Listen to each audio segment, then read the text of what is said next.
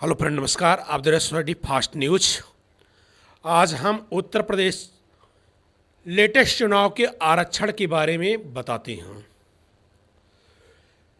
उत्तर प्रदेश में जिला पंचायत चुनाव को लेकर के तैयारियां कर दी गई हैं। शुक्रवार को देखेंगे आरक्षण की सूची जारी कर दी गई है। उत्तर प्रदेश के मुख्य सचिव पंचायती राज मनोज कुमार सिंह ने जिला पंचायत अध्यक्ष ब्लॉक प्रमुखों की आरक्षण की याचिका दायरा का ब्यौरा देते हुए उन्होंने यह बताया कि उत्तर प्रदेश में जिला पंचायत की 27 पद अनारक्षित हैं।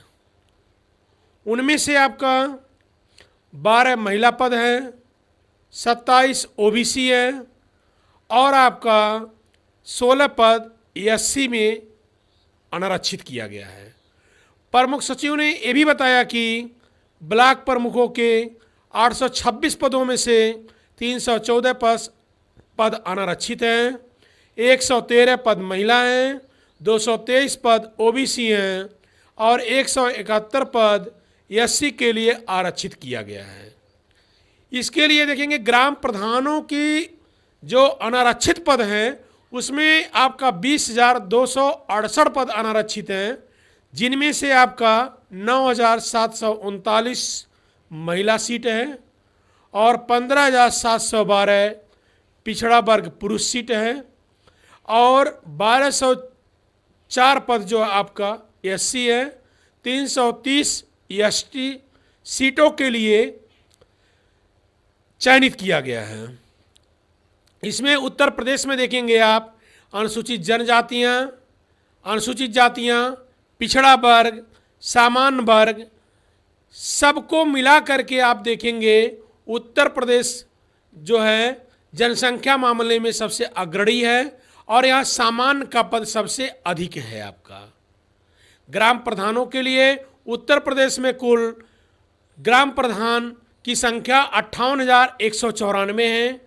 इनमें आपका अनुसूचित जनजाति की महिलाओं के लिए 131 सीट, अनुसूचित जाति की पुरुषों के लिए आपका 199 सीट और एससी महिला के लिए आपका 4288 सीट, पुरुषों के लिए आपका 7,758 सीट, ओबीसी के लिए आप ओबीसी महिला के लिए 5501 और पुरुष के लिए आपका 10,211 सीटें आरक्षित की गई हैं। उत्तर प्रदेश में देखेंगे जो ग्राम प्रधान चुनाव होता है वह केवल गांव के विकास को गति ही नहीं देता है बल्कि स्थानीय लोगों को अपने प्रतिनिधित्व चुनने का अधिकार भी प्रदान होता है। अर्थात उसी से आपको महसूस हो जाता है, ग्राम प्रधानों का चयन करने के बाद ही महसूस हो जाता है कि गांव के विकास की उन्नति कैसे होगी, कैसे नहीं होगी। कहीं ऐसा भी होता है लोग गलत प्रधान का चयनित कर लेते हैं तो ऐसी स्थितियों में देखेंगे गांव की विकास रुक जाती हैं। अर्थात गांव की धीरे धीरे जो है सड़कें, नाली, पुल अनेक प्रकार के जो रहते हैं लोगों के संसाधन के साधन अवरुद्ध हो जाते हैं।